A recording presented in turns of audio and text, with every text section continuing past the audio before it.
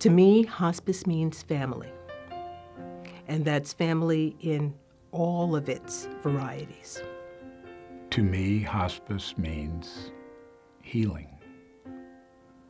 We celebrate birth very much. When we look at death, it brings both fear, uncertainty, a lot of suffering, a lot of loss. And yet, it's really at that very special and sacred time that help is needed the very most.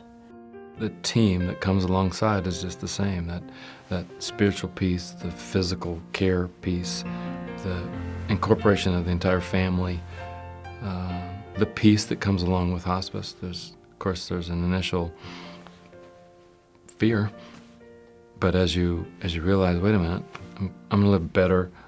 I could well live longer, but I'm sure gonna live better. And this team just kind of envelops you. And hospice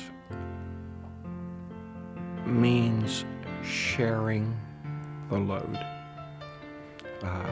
They didn't take over everything, but they certainly took this emotional burden off of us.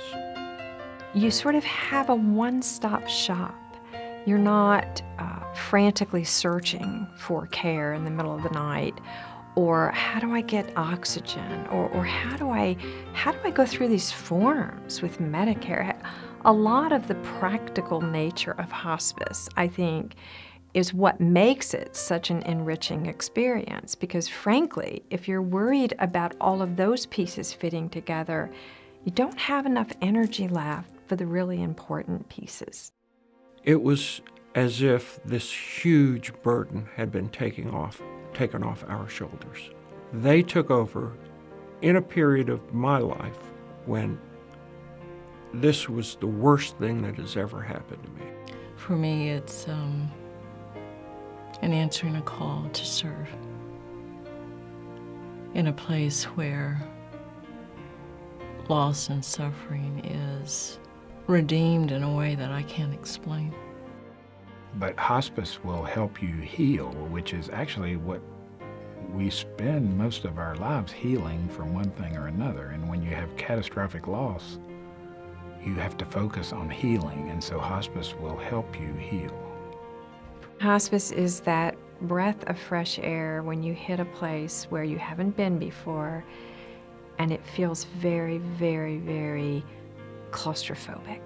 And then when hospice comes in, everything is not challenge-free at all, but you have somebody with you to help with the challenges.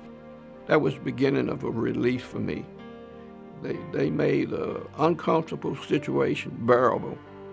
So then the focus changes completely to helping her in the transition. That's the part of the process where you need help.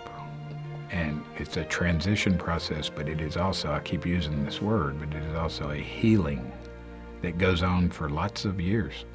You're making sacred space, you're making home, you're making something very unique, even though the outer coordinates are a hospital, a nursing home, something that might be very impersonal.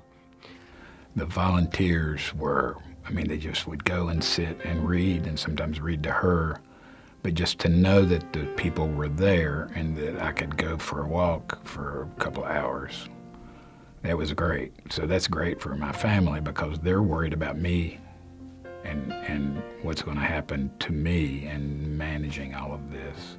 It's critically important that the whole person, the family, the patient's physical, emotional, spiritual care all get taken care of in order that that person arrive at the end of their life in a way that is both affirming of their life, of what mattered most to them in their life, what matters most to their families. They taught me a lot. I felt at ease when I knew they were coming on those 2 or 3 days that they came. And again, they were just like members of the family. I hope this doesn't sound bad, but sometimes I left home with a smile. And I knew that for that hour or hour and a half, she would be happy. She just loved them. That means the world, to know that someone isn't paid to care. They genuinely care.